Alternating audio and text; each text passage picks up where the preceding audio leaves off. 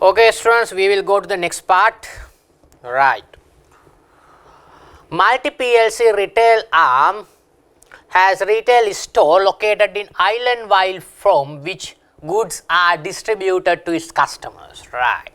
Multi PLC imported goods for sale during March 2021. Right. And the total cost incurred up to the point of transporting these goods to warehouse taken in short term rental was 3.5 million for 10,000 units, right. So, when it's come to LKS2 student, the cost of inventory or the inventory cost basically consists with few parts. The first one is, let us say, the purchase cost plus conversion cost and plus cost goes for bringing asset to present location and condition. Bringing whatever the inventory to present location and condition. So, when we say the present location, more or less the transport is covered.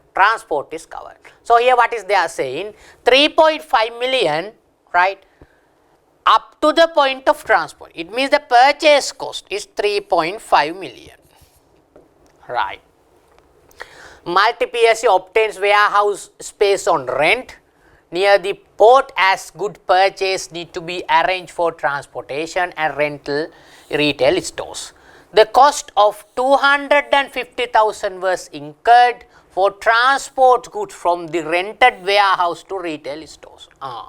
So, the transport cost is 250,000, right.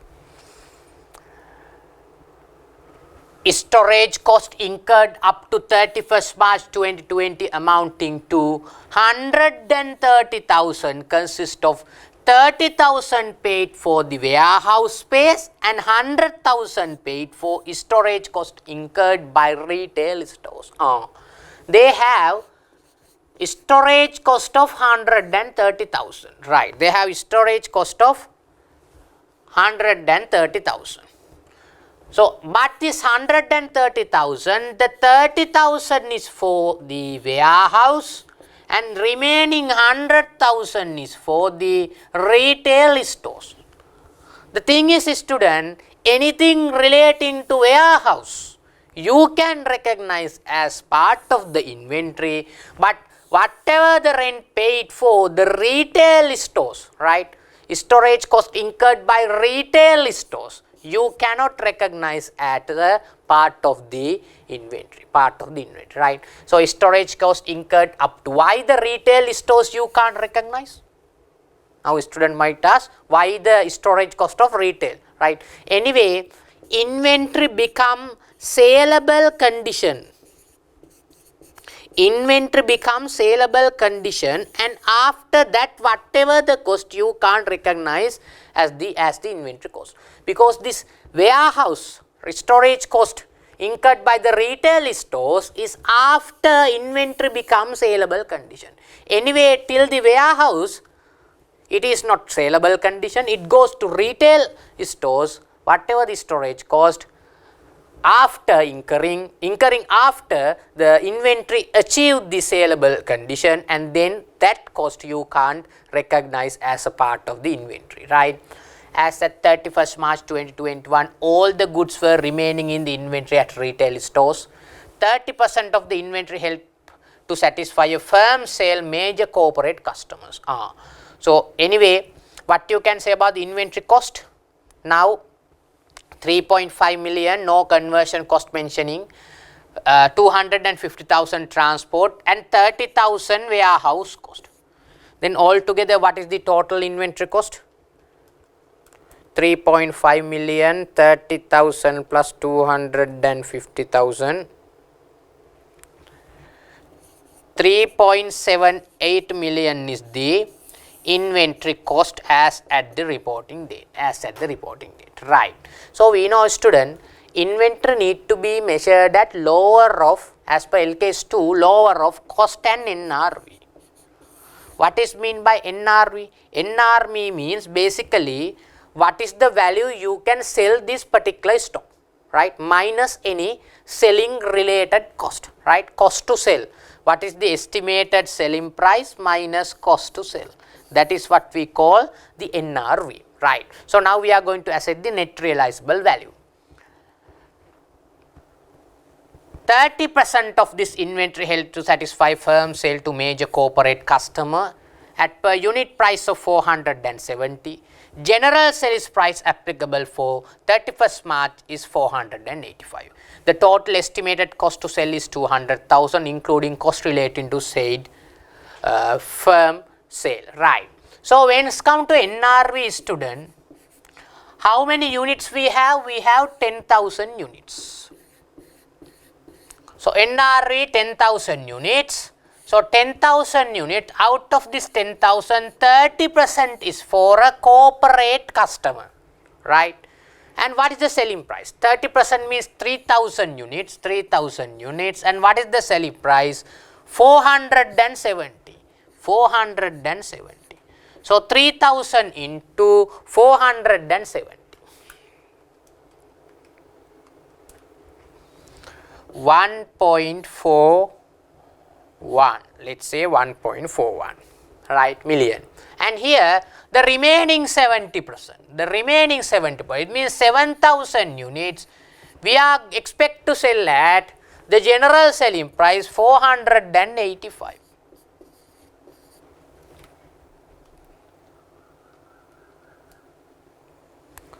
$3.395. So, all together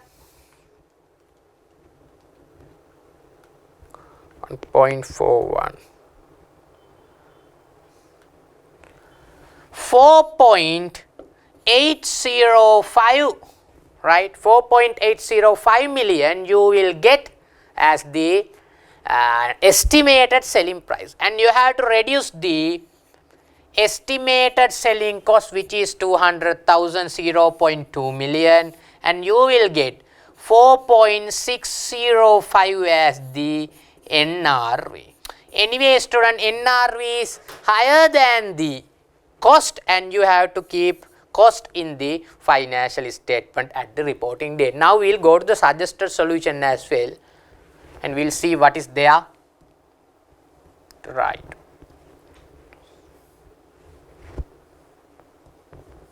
Okay, here very straightforward. Cost of the inventory should be comprise all cost of purchase, cost of conversion and other costs incurred up to bringing the inventory to present location and condition. So, I have mentioned it. In this case, the cost of incurred up to point of bringing the goods and retail stores. Bringing the goods to retail stores, that is the saleable condition, right, should be included in the cost of inventory. Present condition in the present location is the retail stores. A rented warehouse is only used for arranging goods for transferring with the retail stores island, while therefore the warehouse rent and transport goods retail stores also should be included in the cost of inventory.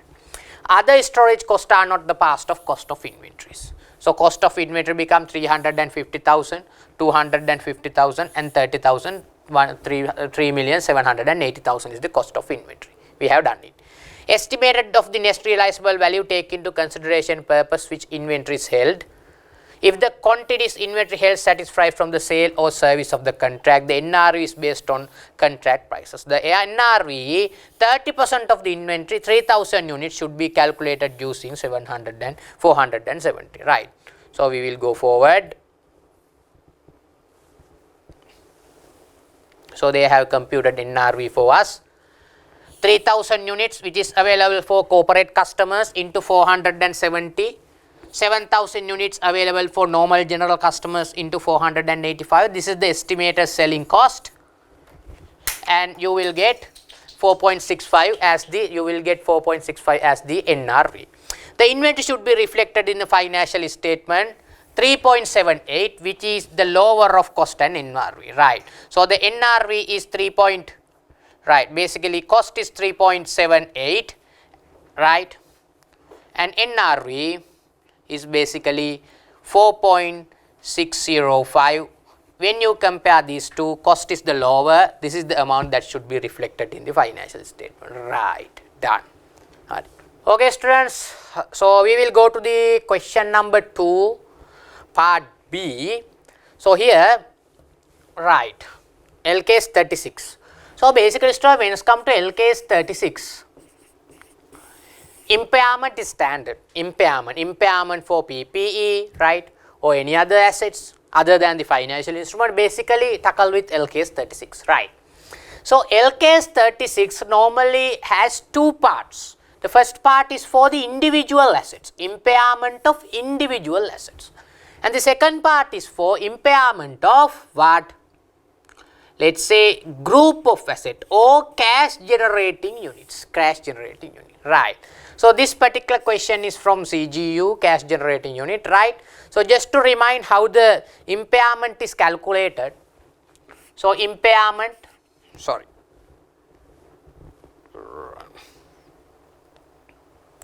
right.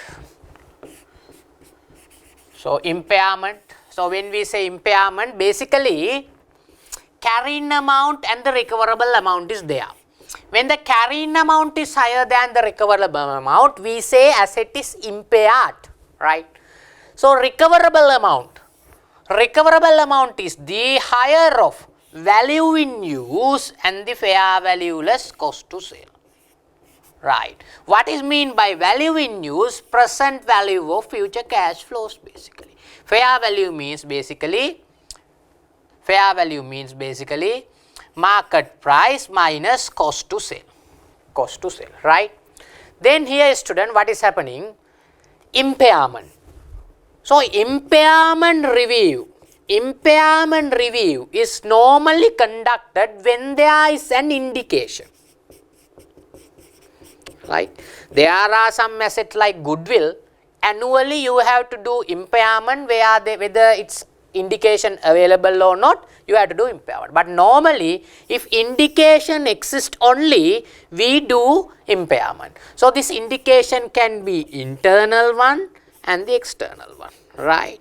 So that is the theory basically, that is the theory. Anyway, when it's come to cash generating unit,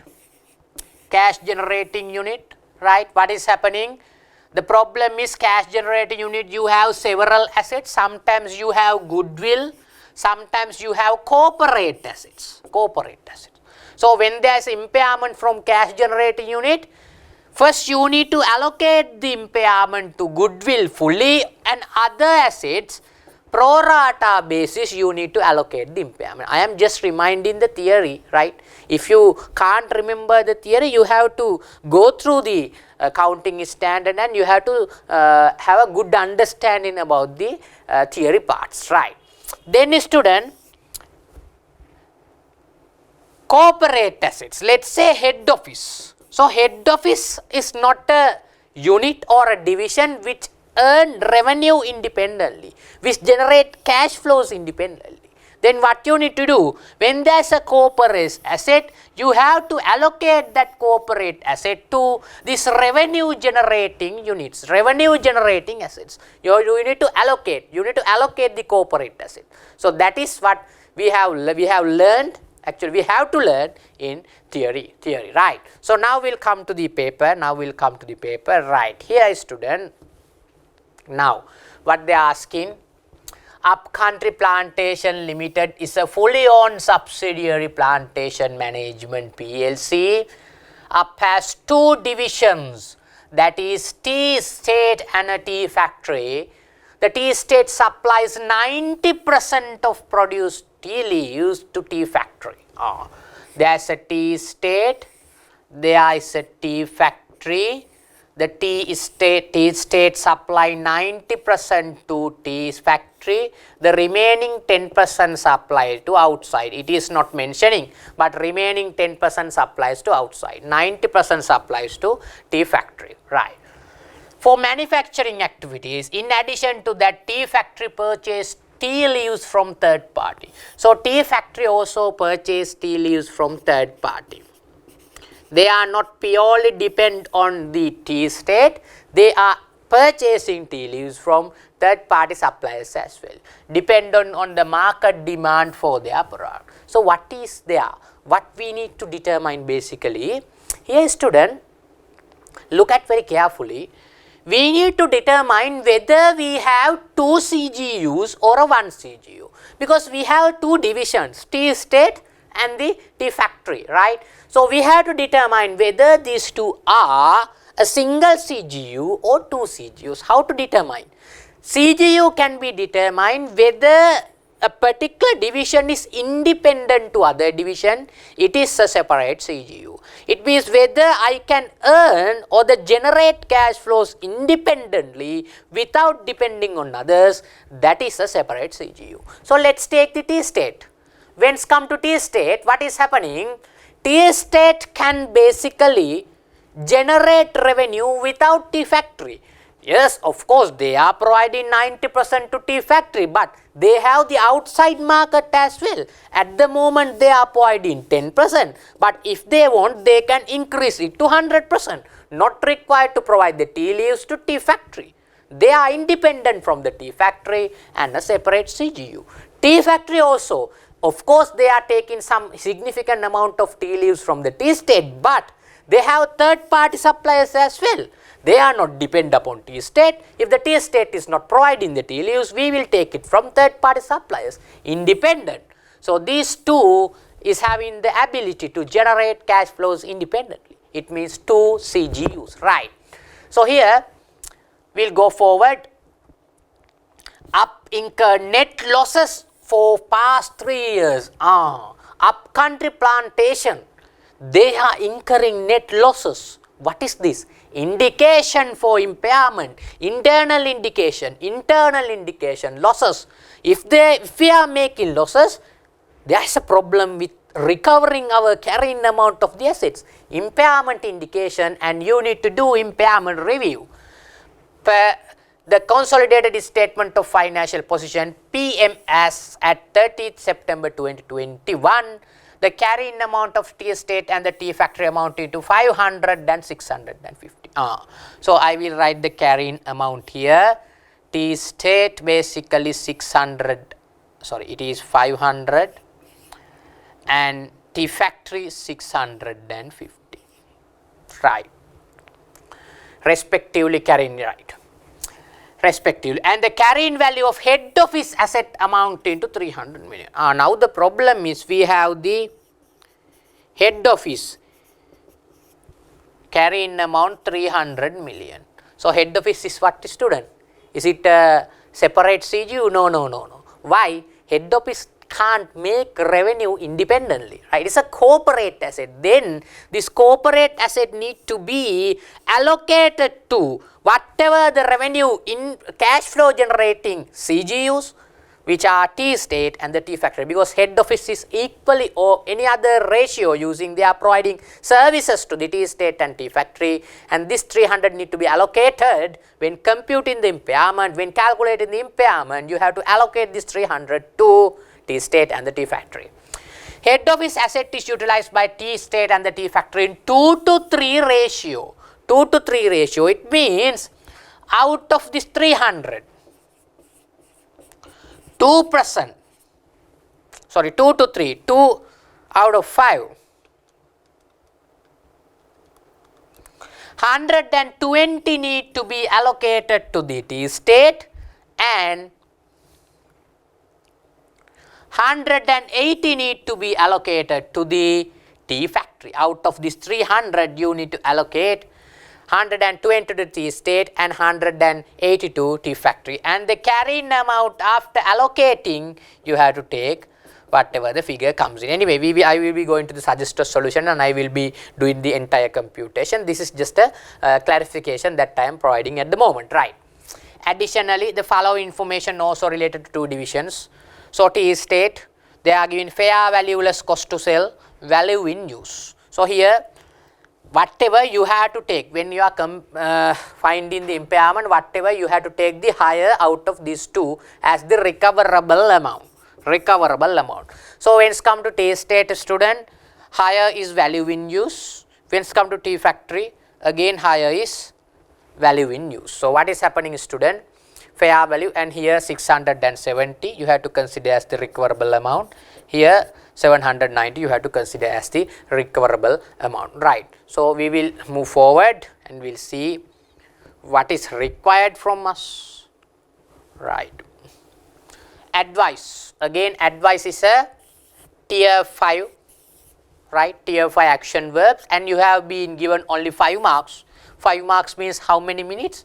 7.5 minutes, right, 7.5 minutes. Don't spend too much of time to write an answer for this. Why? Only 5 marks you can obtain. So, we will go to the suggested solution and we will see what is there, right. Here you have the solution, right. See, very small kind of an answer you have because 5 marks.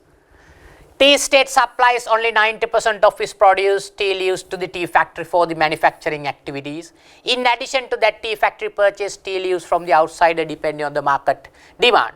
This indicates that there are active market for produce of tea state similar to the tea factory. So, what is mentioning? Whatever that, whether it's a, anyway, for the tea factory and the tea state, both having active independent markets and they are separate CGUs, considered as separate CGUs. So, I have described this very clearly. Tea state and tea factory. Carrying value 500, 650. Head office asset also you have allocated 120, 180. Then total for impairment 620, 830.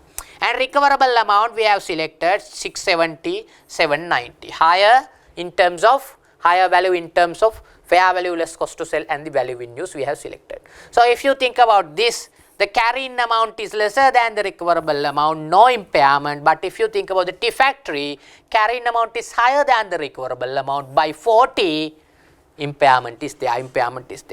Accordingly, the amount to be present in the statement of financial position. So, what is happening? When it's come to the reporting date, right, when it's come to reporting date, what is the amount to be reported? 1110 million. How? Because 500, right, 500 is the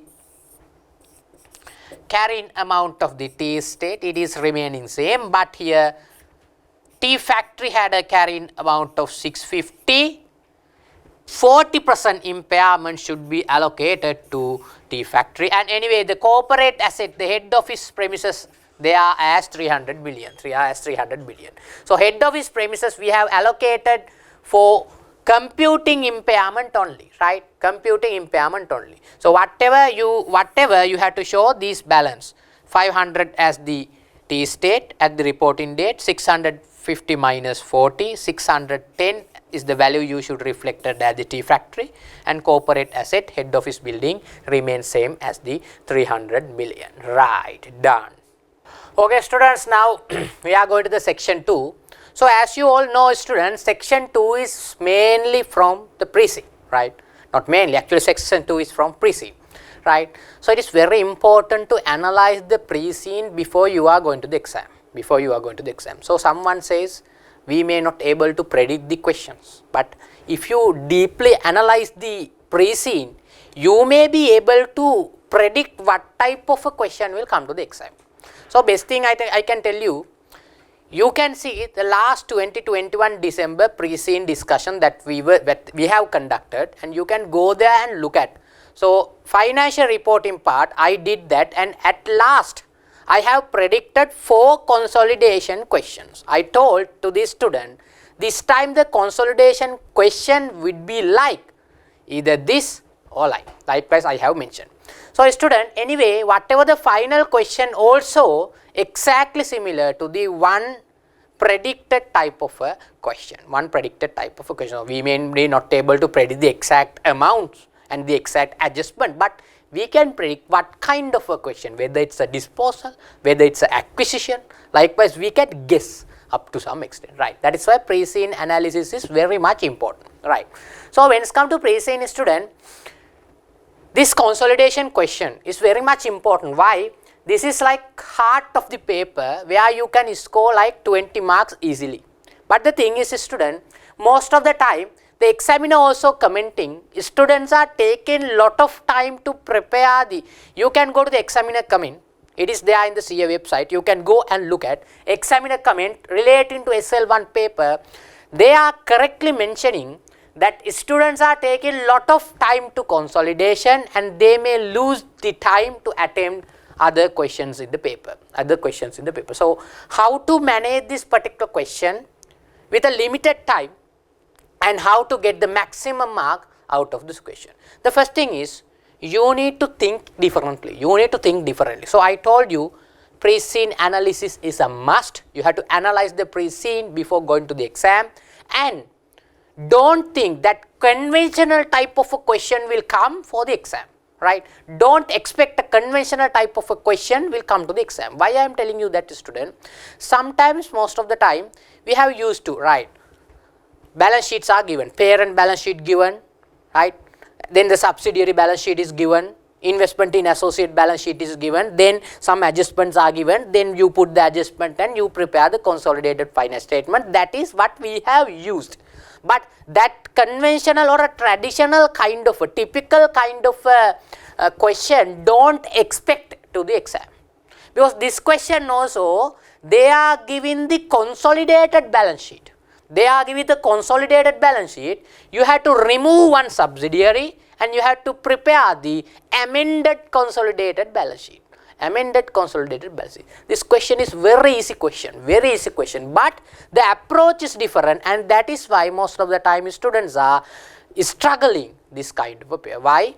They predetermine or they come with pre-conclusion, this type of a question will come, but the question is not a typical type of a question, and that is why they will confused during the examination, right?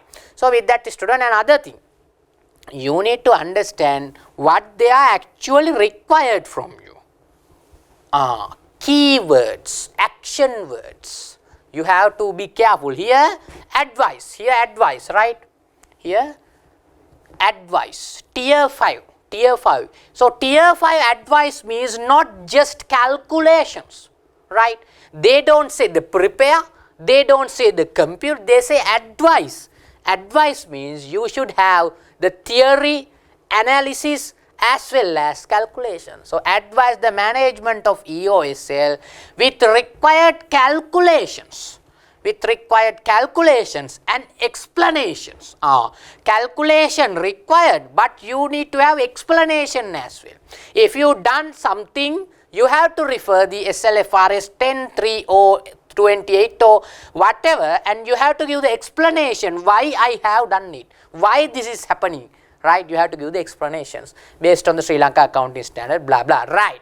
So here, student, that is required. Most of the time students do the calculations, they don't do the explanation part, and that is why you may not able to get the marks. And the remaining part of the question, there are two parts in this particular question, and if we go forward, so we have the remaining part, prepare the draft. So prepare is basically a tier 3 action verb. Prepare the draft consolidated finance statement, 7 marks.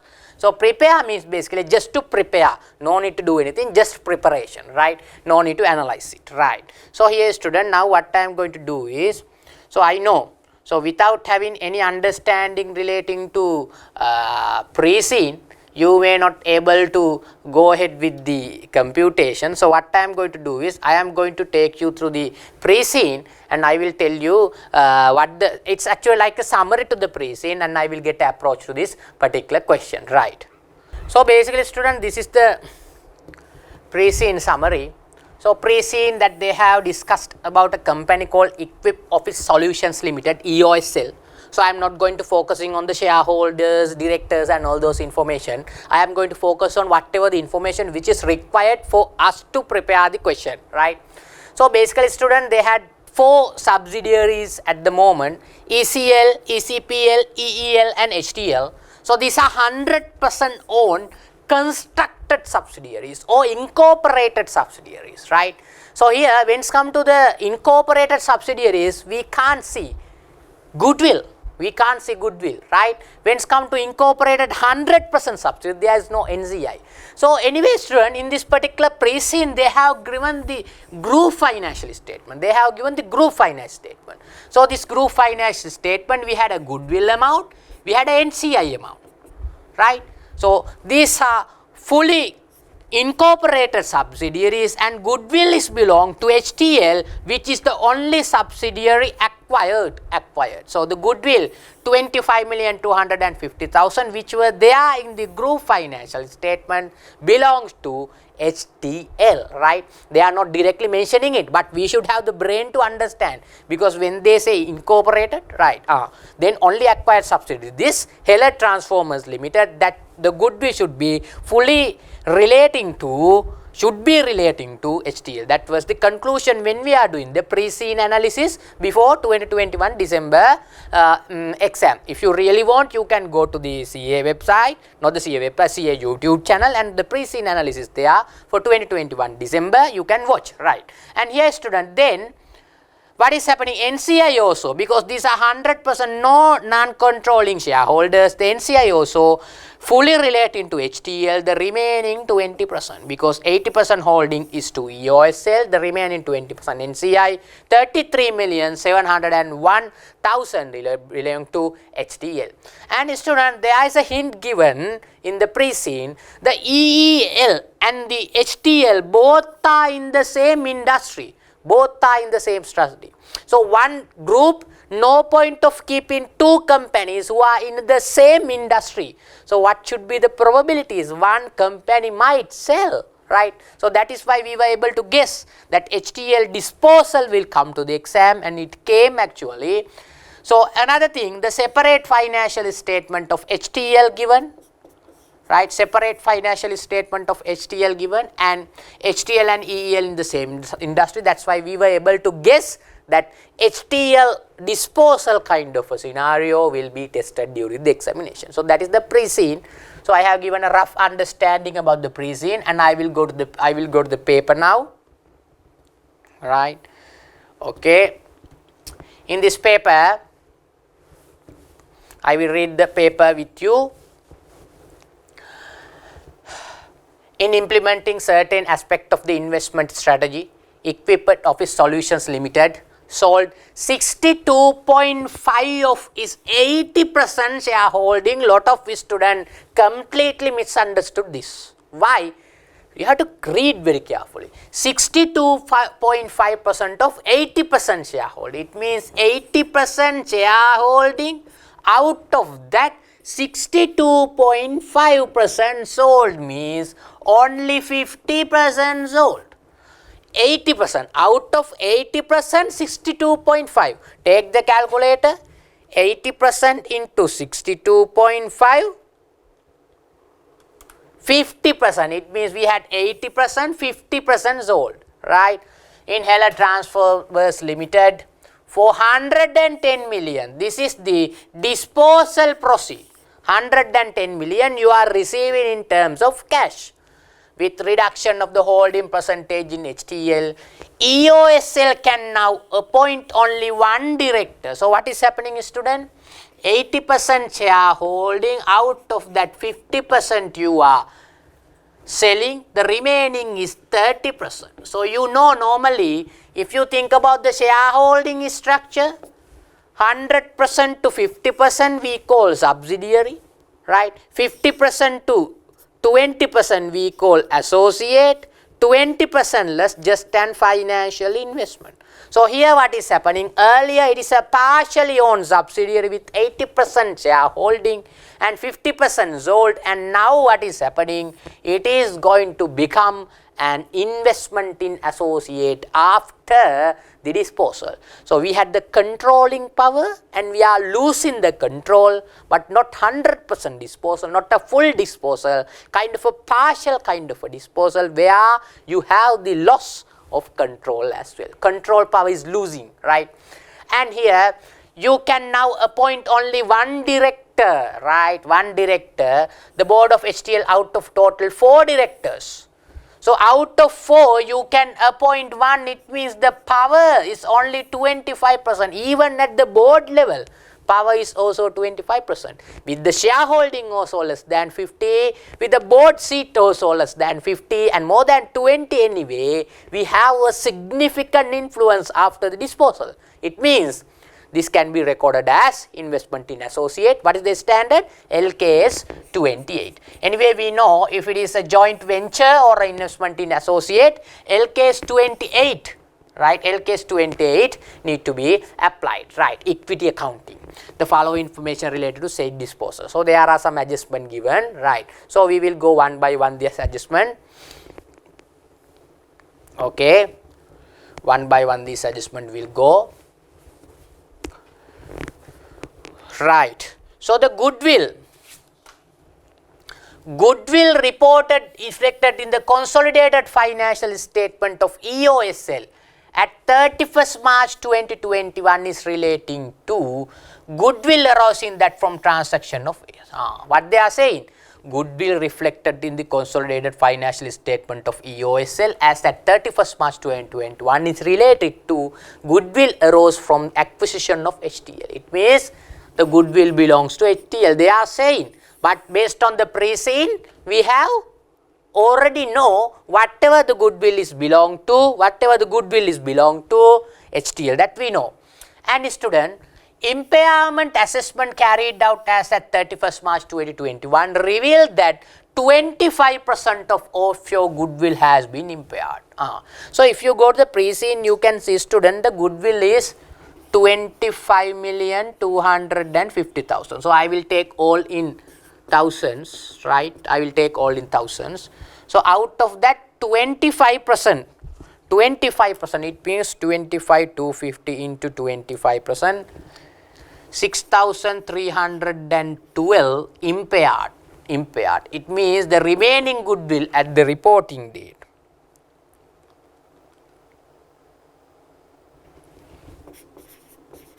This is the remaining goodwill at the reporting date, right? So you need to do goodwill impairment adjustment as well. So how to record the goodwill impairment?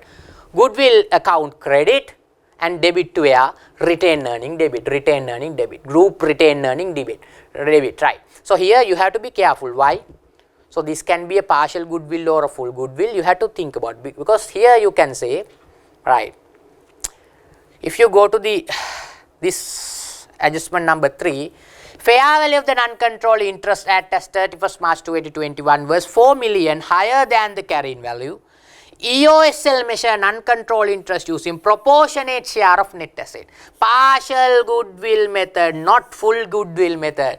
When we use the partial goodwill, not the fair value method, we are using proportionate share of net asset method. Partial goodwill, 100% goodwill impairment allocated to parent. Here 6,312, 100% goodwill impairment should be allocated to parent retained earning. Nothing goes to NCI, right? Why?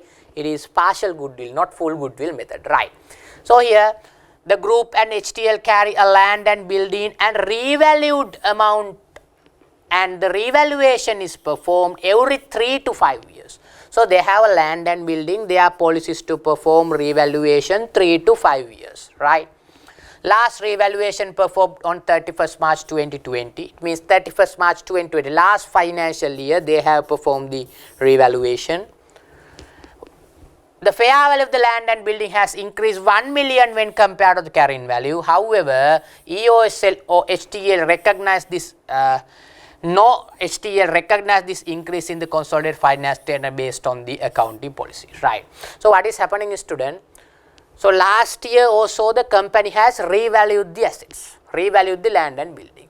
This year there is a 1 million revaluation increase. So you have two options. What are the two options? You can adjust this 1 million revaluation, or you can say our policy is to revalue 3 to 5 years.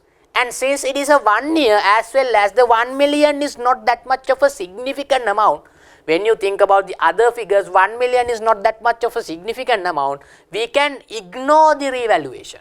Both are right and both are given the marks, both answers were given, considered for the marks during the examination, right?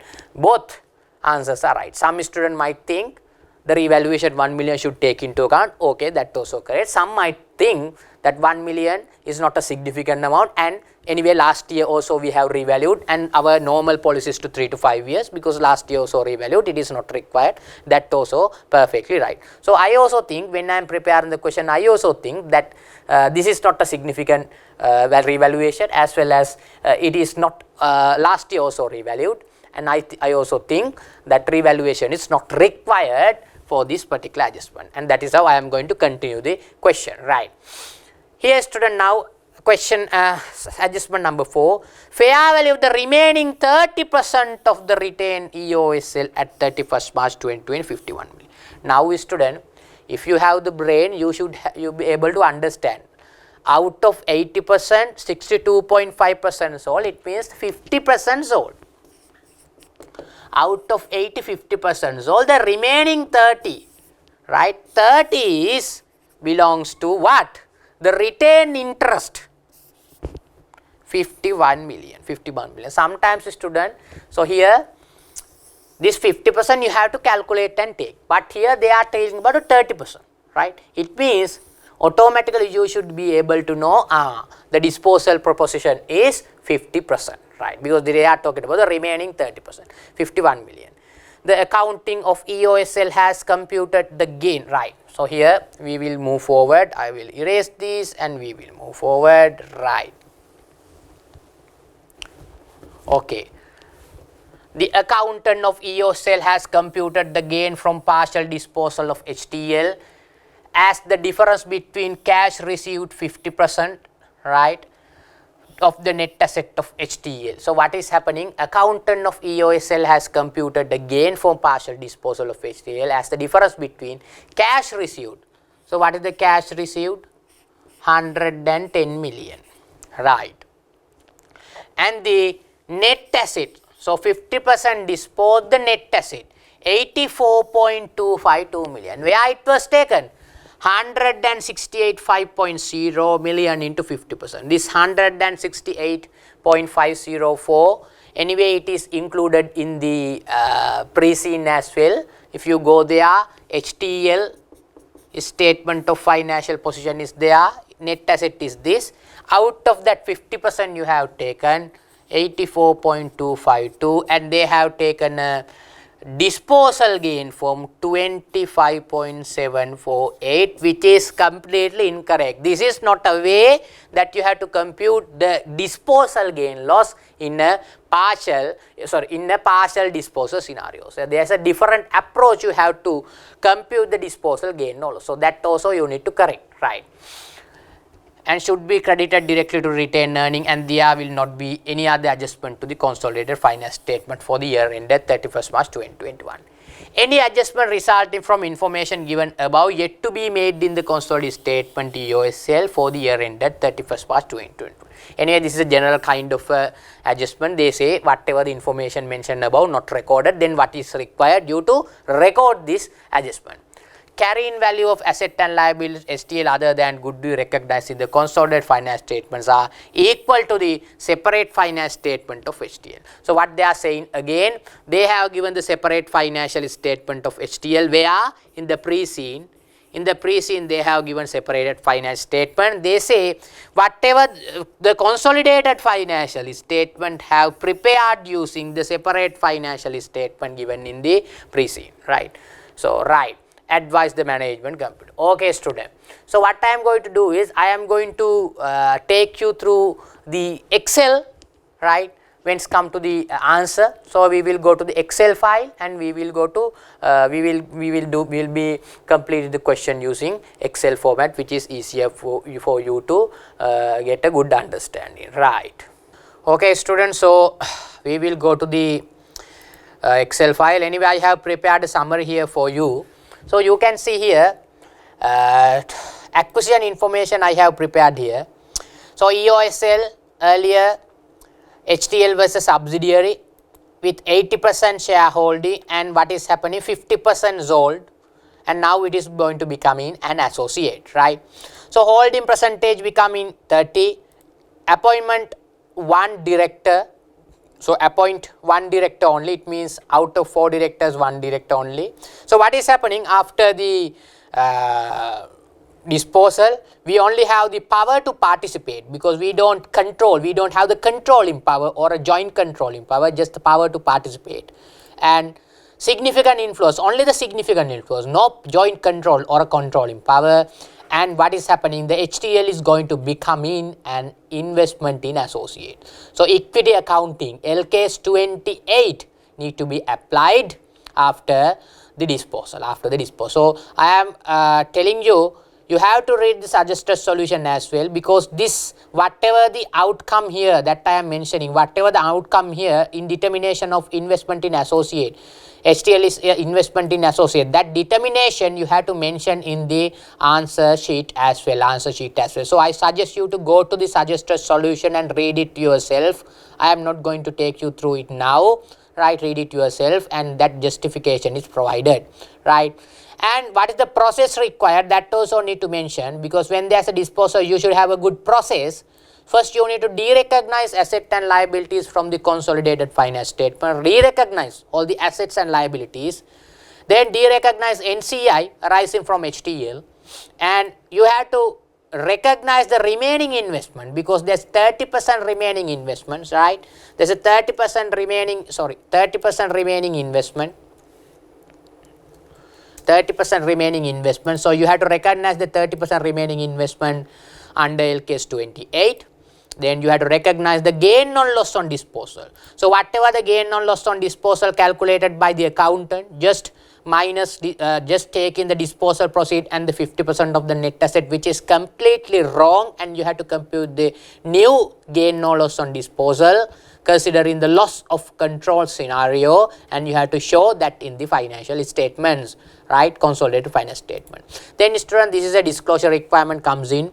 SLFRS 5 discontinued operation, because when the subsidiary is disposed, anyway the subsidiary HTL is going to dispose at the reporting date, right? There's no problem, there's no mid-year disposal, there's whatever the reporting date they are going to dispose. But whatever, when it's come to the SLFRS 5, it is going to be recorded as a discontinued operation. Why? The last year it was a discontinued operation, and that you need to give a separate disclosure for the discontinued operation, because HTL is going to become a discontinued operation thereafter. Right, students? So I will be going to the adjustment as well. Anyway, I have described this earlier. So adjustment 1 talking about the goodwill impairment, the goodwill 25. So anyway, the question is in terms of 1000. Entire question I am preparing in terms of thousands, right? Goodwill of HTL 25,000, 250,000, right? 25, 250, let's say. So where I have taken this I have taken from the pre-scene. So you can go to the pre-scene and see the consolidated balance sheet, it is there. Then impairment 20%, so you can compute the impairment 20%, right? Okay, so you can compute here. Right. Anyway, I will show you the equation as well. So whatever the goodwill 25% you have computed as the impairment, and the goodwill after impairment 18,938. So the goodwill impairment double entry, return earning debit, goodwill credit, because it is partial goodwill method. 100% goodwill impairment belong to parent. Right. Adjustment 2, revaluation 2 to 5 years frequency. 2021 March also revalued last financial year, not required now, and no significant value increase, so 1 million only. So I am not going to do anything for the adjustment, but you have to mention it, student. In the paper you have to mention it. If you are not doing the revaluation adjustment, don't keep it blank, don't make it silent. You have to mention that you are just that you are concluding in this way. That conclusion you have to mention in the paper itself, otherwise examiner don't know what you have done. Adjustment 3, fair value of NCI not important. Anyway, that adjustment 3 is not an important adjustment, because fair value of NCI we don't worry. Why? We use the partial goodwill, we only worry about the partial goodwill. So we are not doing anything relating to adjustment number 3. So adjustment number 4 and 5, I have marked it in red. Why? Very important adjustment, most important adjustment in this particular question, adjustment 4 and 5. So the disposal proceed, it is mentioned disposal proceed in the question as 110 million, 110 million. So you put the disposal proceed. So this is how you are going to compute the gain on disposal, gain on disposal. So keep remember this schedule. This is the schedule that you are using to compute the gain from disposal when there is a partial disposal, right? So disposal proceed you are taking, and you are taking the fair value of the retained interest, right? Adjustment for saying that fair value of the retained interest, which is 51 million. Fair value of the retained interest 30%, which is 51 million. So you take these two, right, these two, and you have to minus less interest in subsidiary and dispose of. So what is happening, student? So you have to minus interest in subsidiary that you are disposing.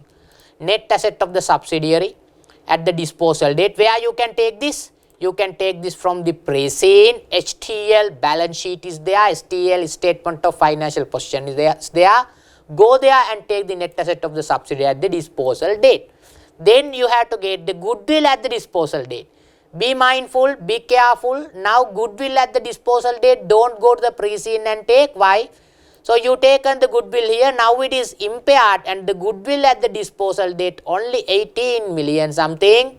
So that value you have to take it to here.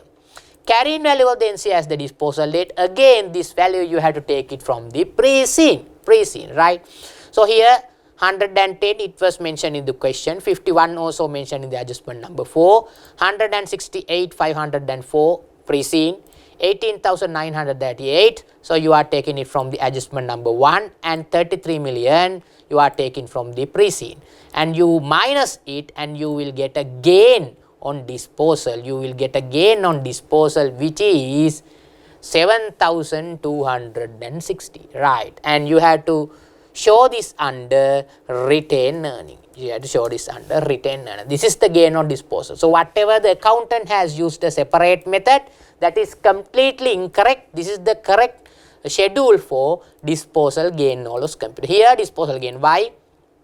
You are selling at this much and you are retaining 51, and what you ultimately hold 161 million over 153, you have a gain, right? So here student, now very easy. So here you have the equipped solution consolidated financial statements of financial position, right? So here student, you can see the EOSL. So where I have taken, anyway, I have taken this entire figures from the consolidated financial statement given in the pre-scene. So entire thing, this entire thing is from the pre-scene. So I will, right? So I will show this entire column is from pre-scene. Entire column is from pre-scene, right? So here then what I have done, adjustment, and I have derived the group EOSL group financial consolidated financial position, statement of financial position after whatever the entries, right? So we will do one by one all the adjustment. So first I will go to the adjustment 4 and 5. So what you are required to do in the process also, you have mentioned you have to remove whatever the assets and liabilities from the consolidated finance statement. So here this group financial statement prepared. So this EOSL group financial statement given in the pre-scene, this was prepared including the HTL as well. So you have to remove the HTL. So how to remove the HTL? So you have to remove the net asset of the HTL. Here the disposal also you are removing the net asset of the subsidiary at the disposal date. So you are removing, here you can say you are removing PPE. So HTL, go to the separate balance sheet or the individual balance sheet of the HTL in the pre-scene, and you can remove the individual balance sheet is there. So you can remove the assets. So if you go to the HTL, go to the pre-scene and look at PPE is given as 80 million something, you remove it, minus. Intangible asset, you remove it. Inventory, you remove it. Trade receivable, you remove it. Cash and cash equivalent, remove it. Then defined benefit obligation, remove. Tax liability, deferred tax liability, remove. Trade payable and everything you have to remove. These things also I have taken from where? Pre-scene. So all the things that I have taken from pre-scene. This group balance also pre-scene. Out of this group balance, I have removed the HTL balances. These balances also I have taken from the pre-scene. Now we will come to adjust the disposal entry. So here in this disposal entry, student, you are getting 110 million cash. That of course you need to record. Cash, you are getting 110. Cash, that of course you need to record. So you can see in this adjustment, under cash and cash equivalent, I have put plus 110,000, which is the disposal proceed that we have received, right? And here, fair value of the retained interest, 51 million. This 51 million you have to show as the investment in associate. So you need to have a separate, under equity account, you need to have a separate assets called investment in associate, and you have to debit 51 million. You have to debit 51 million investment in associate. That also done. Anyway, net asset removal we have done here. Net asset removal we have done here. Goodwill at the disposal date. You have to remove the goodwill. Goodwill at the disposal date. You have to remove the goodwill at the disposal date. You did it. Out of the goodwill, remove the goodwill, right? Anyway, before that, the goodwill impairment is also there. I will go that adjustment as well. So, goodwill impairment, what is the double entry? Here, goodwill credit, retained earning debit. So, I have shown the double entry here. Goodwill credit minus 6,330 and retained earning, whatever retained earning debit. To denote the retained earning debit, I have showed the minus 6,330. So, that also done. This is the goodwill adjustment. Goodwill, what is happening? Goodwill reduced and retained earning also reduced just because the goodwill impaired. Right, here then after that at the disposal date, from the disposal computation, disposal gain loss computation also, you have to adjust the disposal entry, you remove the goodwill. Then what is happening? Anyway, after the disposal, you don't have any goodwill because you are disposing the HTL subsidiary. So, HTL subsidiary, the goodwill of 25,250 arising from HTL. When the HTL disposal, can you have a goodwill in the books? No. So, that is why, anyway, 6,330 impaired. The remaining part you removed from the disposal entry, goodwill becoming 0. Then, student, the NCI. Can you have NCI? Because whatever the remaining subsidiaries are 100% owned subsidiaries. No NCI after the disposal of HTL. So, can you have any NCI after the disposal? No, student. So, what is happening here? 33,701 NCI also you removed. So, here NCI also removed. NCI also becoming 0 after the disposal of HTL. That is done. So, every adjustments you have done. Every adjustments you have done. So, disposal entry also you have recorded, right? And one more entry is there, student, and this is optional. I would say this is optional. I will say the reason later. Why it is optional? Normally we say when there is a revaluation reserve, if you go to the PP standard also you may have come across this. When there is a revaluation reserve, when the asset is disposed, when the asset is sold, you may transfer, you may transfer revaluation reserve to return earn. It's a may, optional, you should. So, here also, when it's come to individual financial statement of HTL, go to the pre-scene and see individual financial of HTL, financial statement of HTL. HTL is having a revaluation reserve of 31 million. So, what I have done here is that 31 million I have removed from the revaluation reserve and I have transferred it to the retained earn. It's just a whatever the transfer between the equity, right? Nothing goes to P&L, transfer between equity, revaluation reserve. I have removed the revaluation reserve relating to HTL and I have parked it to the retained earnings. And there is a may and optional kind of a things. If you forget this, that also fine, right? Because they say entity may, right? So, anyway, student, after these entries, you can get the total. So, here you can see property, plant and equipment, group you had 1,420, HTL now removed. It means after HTL disposal, the consolidated after disposal, consolidated property, plant and equipment comes 1340. Right of use asset, capital in progress is straightforward, and no goodwill after that. Anyway, intangible asset is also coming. Investment in associate in HTL, equity accounting. Anyway, equity accounting, what we do? Initial investment at fair value plus whatever the profit share minus dividend we are recording. Here, there is no time to recognize the profit share. Why?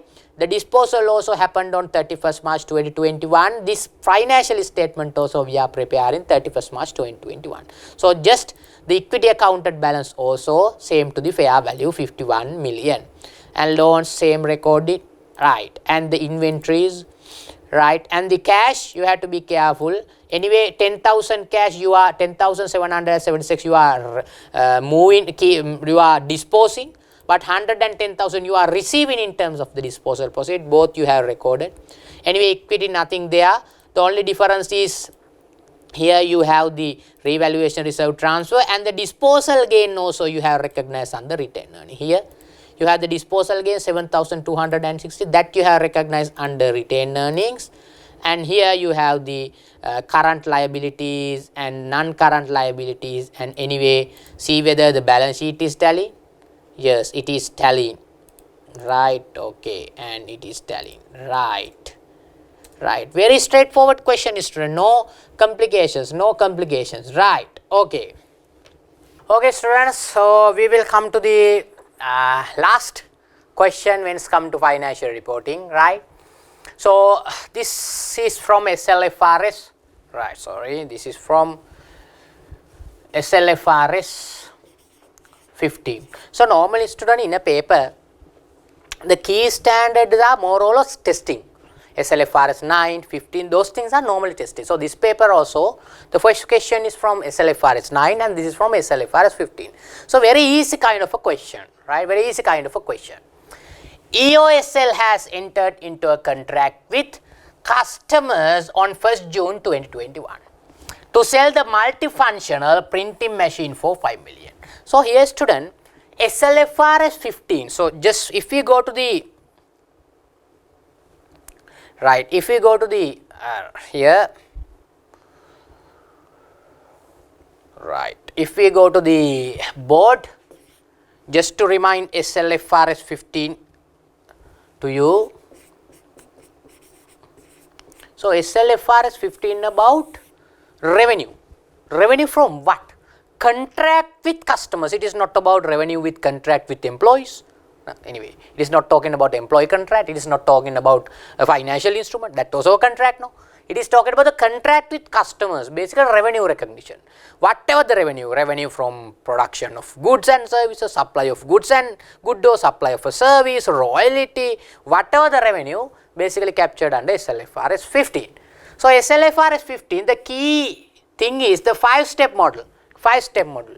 So I think you all can clearly remember, this is a thing that you should not forget actually, 5-step model. So 5-step model, whatever the income, you have to put it to the 5-step model and you have to recognize the revenue. So starting from identify the contract.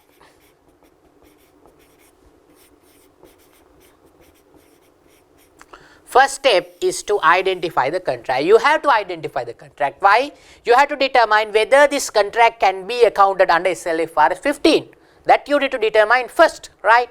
Then, because there are some contracts not be able to capture through SLFRS 15. Let's say there is a contract with the consideration is not probable. Then you can't channel it through SLFRS 15. 5-step model, right? You can't recognize the revenue. So here, then identify performance obligation, POs, performance obligation. Performance obligation means the promises in the contract. What is meant by a promise? Promise, what we are agreeing to give to the customer, So this performance obligation should be distinct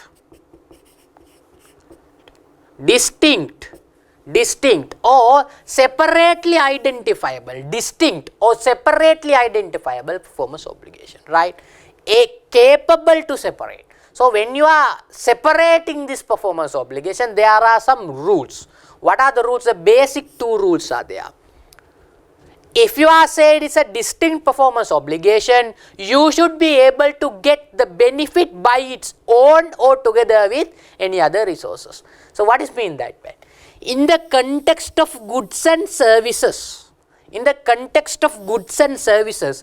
us say that particular supply is selling it separately. Not even the supplier, let us say supplier might not sell it separately. Supplier, the competitors of that supplier selling it separately, we can say in the context of goods and services, it is distinct. Alright. So, this is a very complicated kind of a definition we have, right. So, but I am trying to just to refresh. This is the context of good and services, because by nature that good and services should be separated, right. So, here the context of the contract or the context of the supplier, there are some cases the supplier not agreeing to provide it as a, let us say, interrelated bundle product. In that case, whether the supplier is agreeing to provide it separately. If he is not agreeing to provide it separately, so there is a common and very famous illustrative example. Can you all remember the construction of a hospital?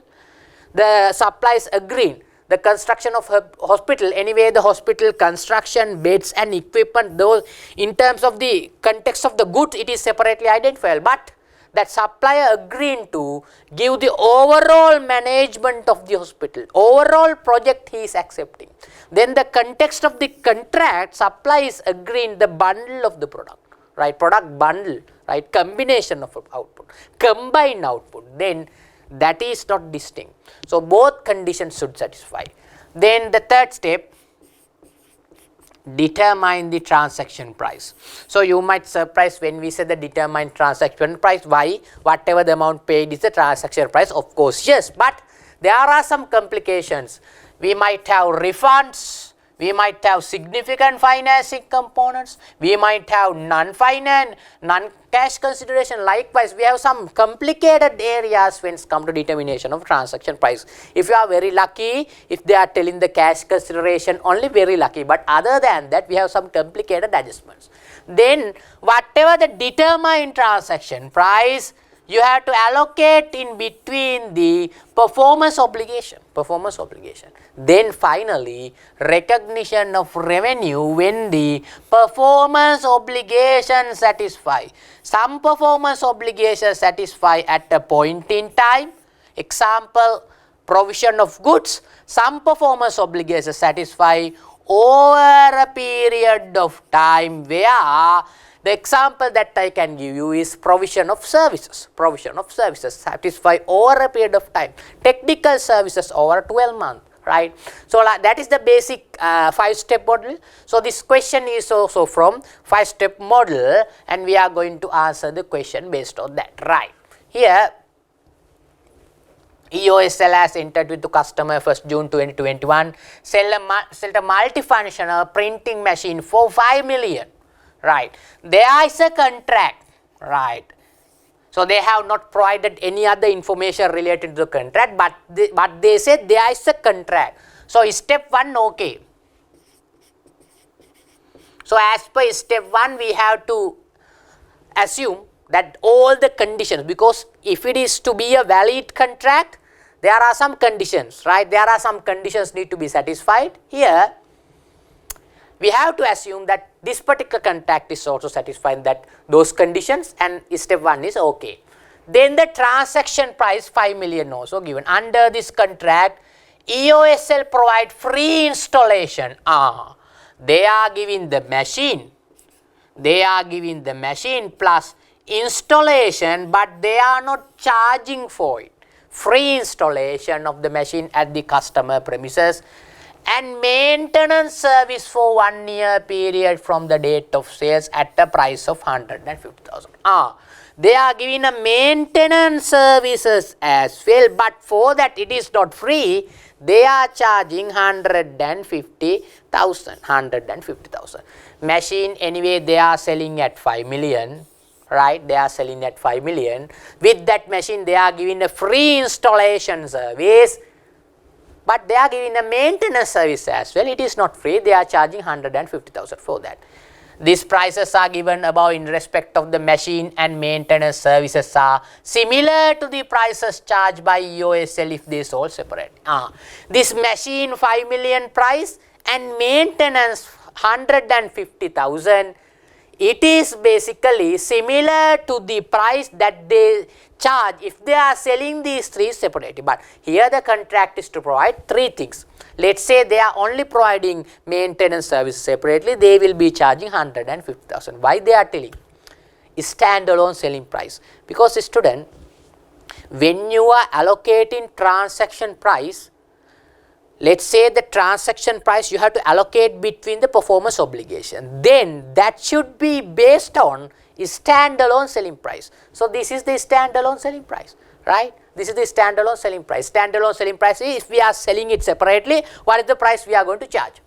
There are other entities in the market who provide the installation and maintenance services for this type of machine. There are some other players in the market, they provide the installation and maintenance. Let's say there is a machine, there are no players who can provide installation and maintenance. Then can you say three performance obligation? No. This customer can purchase the machine from this particular company and they can go for installation and maintenance for other competitor organizations. It means entity can get the benefit by its own or together with any other resource. So let's say we are bringing the machine, I can get the other services from outside. So distinct. So this is a good indication to say it's distinct, right? EOSL charged 20,000 for installation. Similar machine if the installation was sold separately.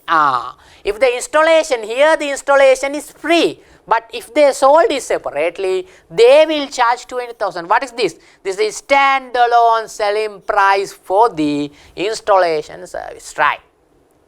On 1st June 2021, the machine was delivered to the customer and installation was completed, right?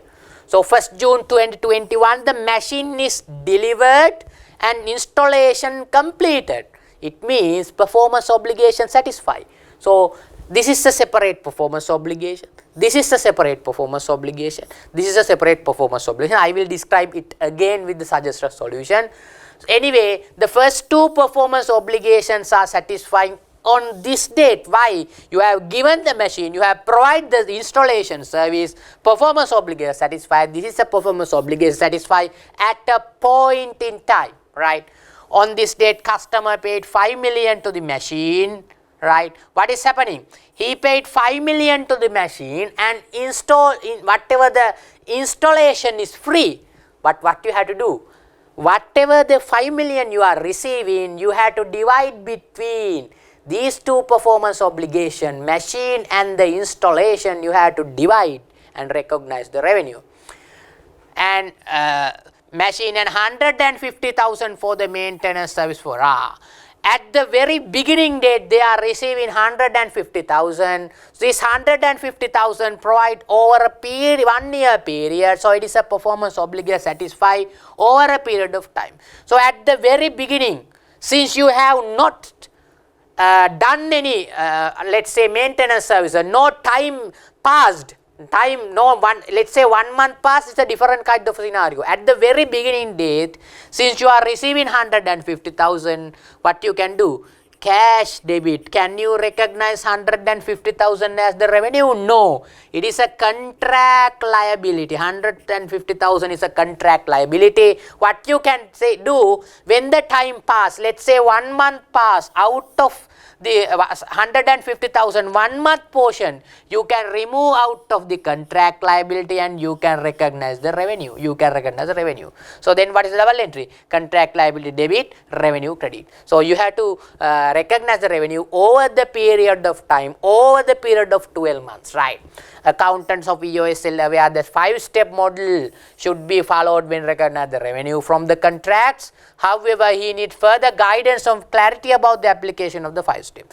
Advice, right? Advice, and how many marks? 10 marks. 10 marks and advice, right? So we will go to the suggested solution, student. We will go to suggested solution, right? So here in the suggested solution, some kind of a lengthy solution given. Don't worry, if you can write this in summary format, right, you may not require to have this kind of a lengthy answer, but if you can write in the summary format, you can score the full marks, right. So here what I can say is some points are not that much required, because we have to think about the time as well, right. So within the time you may not able to write the everything which is included in the suggested solution, right, but try to give a best answer, better answer. It is not all about the quantity or the length of the answer, it is all about the quality of the answer. If you have covered almost everything, right, in a summary format, that also fine, but you have to be ensure the summary should not be too short. It should be able to capture whatever the required areas, right. So here student, is step 1, identify the contract with customers. The contract with customers within the scope of SLFRS 15 only when the parties have approved the contract, each party right regarding the goods and services, right. The payment terms identified, contract has commercial substance, probable that entity will collect the consideration. So these 5 is basically given in the standard accounting standard SLFRS 15, right. So you may not require to write everything. So you might say a contract with customers as per SLFRS 15, and here say EOSL has contract with customer which set out rights and obligation of each party. EOSL resolve consideration on the day they entering into the contract. So what you can write is, anyway, based on the given information, what you can write is, based on the given information, we have to assume the contract is satisfying whatever the set criteria, set 5 criteria in the accounting standard, and we are going to recognize the revenue. We are going to recognize the revenue for this contract, right. Done. Then step 2.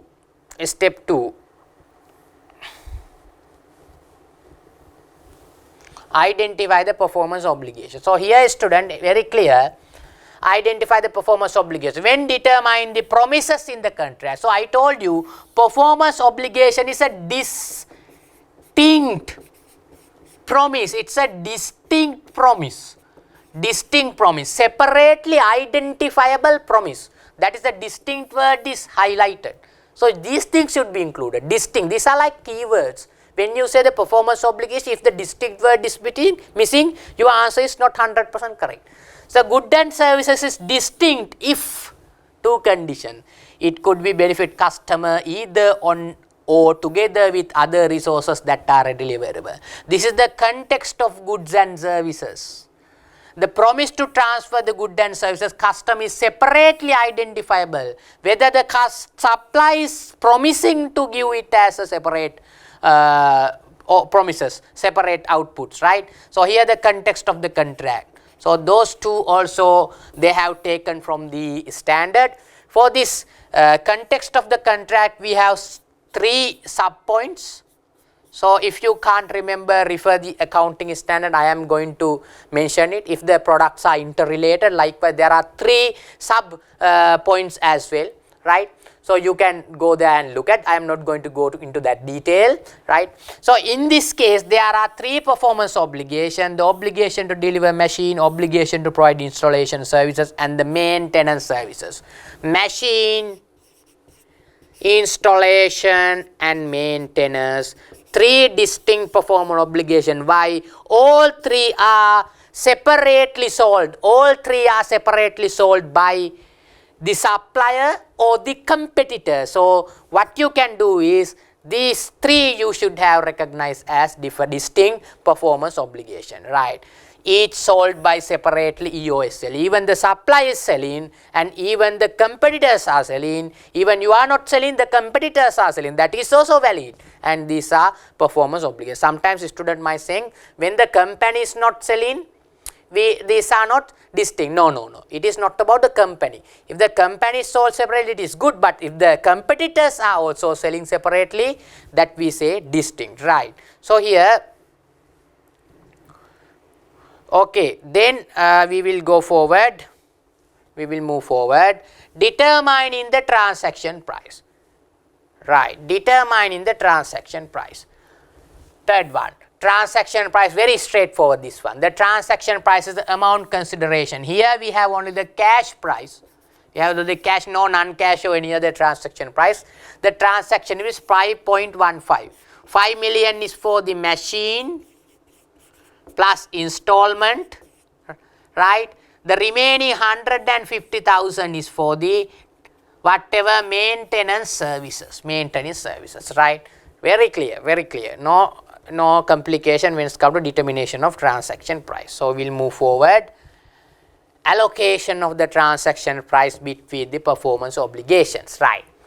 The transaction price is allocated to each separate performance obligation in the proportion to relative standalone selling price. That is why the standalone selling price is important. Why? Whatever the transaction price. So 5 million is for the machine, right? Plus the installation. 150,000 for the maintenance. So what you do? Anyway, this you can separately identify, but 5 million you have to divide between machine and the installation. Machine and the installation. We'll do it. So when it's come to machine and installation is standalone selling price. Machine 5 million. Installation 20,000. Anyway, installation has provided on free basis, but anyway, even though it is provided on free, you have to allocate some transaction price. How to do it?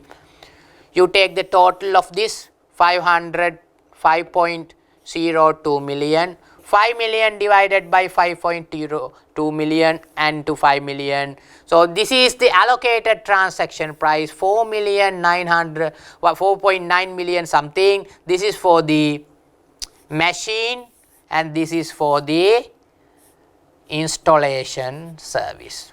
Anyway, student, these both performance conditions, performance obligations, these both performance obligations are satisfied at the 1st June, right? At the very first date, anyway, you can recognize directly the 5 million advance. But if it is not the case, you have to think about some other mechanism. But here, 5 million the same date. Anyway, the classification might be different. Machine revenue is here and support of installation service revenue is this, right? And maintenance service 150,000, you recognize it separately. And how to recognize the revenue? You are going to recognize the revenue when performance obligation satisfied. Performance obligation satisfied. Here, student, on 1st June 2021, the machine was delivered and customer installation was completed. So the revenue from selling of machine and providing the installation services. So what is it? This is the provision of provision of the machine and provision of services. Machine given, services given, both satisfied, and you can recognize the revenue. You can recognize the revenue based on that, right? So here, what you can say, should be recognized, control is transferred on this date. At the point in time, you have to recognize. Because machine, the control is transferred. Installation service is provided on this date. So recognize that revenue. When EOSOL provide maintenance services, over the time service is provided and 150,000 should be recognized over a period of time. Let's say 31st March 2020. 31st March 2022, as of 31st March 2022, what is the revenue that you can recognize? Because 1st June to 31st March 2022, you have 10 months.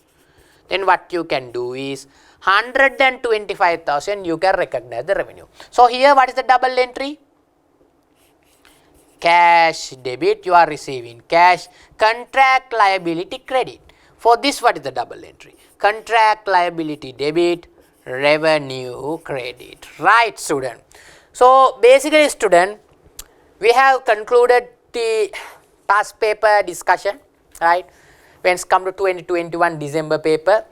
So I wish you all the very best for the upcoming exam. So within like 1 month, we have the 2022 June or the July exam.